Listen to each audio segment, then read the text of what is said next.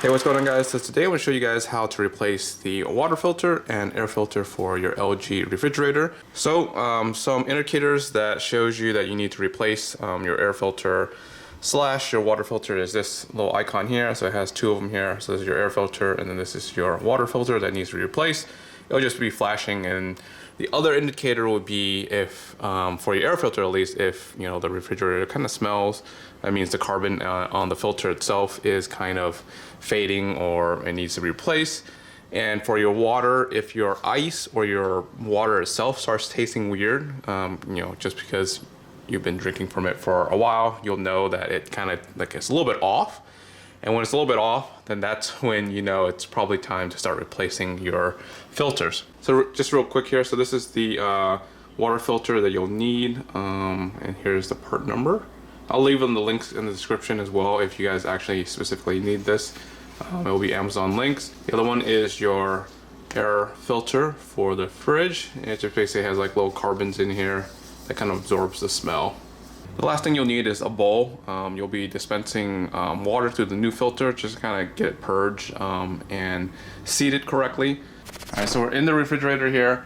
That's going to be your water filter, and that's going to be your air filter. Let's go ahead and change the air filter first because it's the easiest.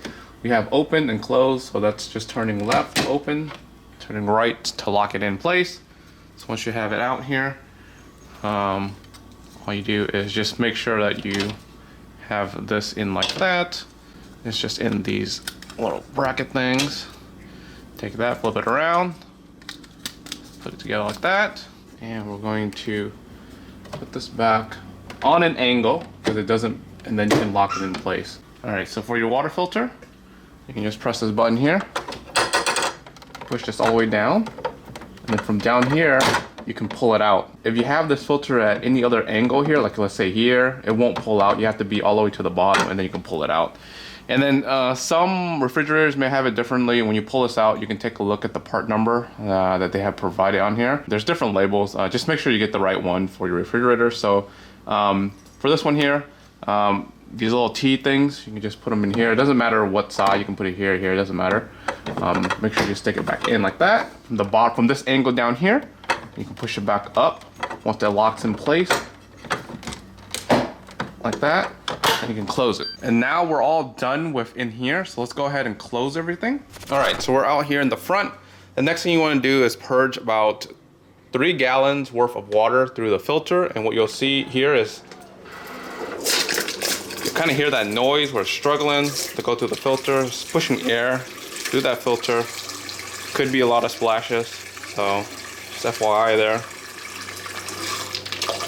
And what you can do is you can kind of stop, let it kind of purge through the filter, and then press it again. It should be more steady and fluid.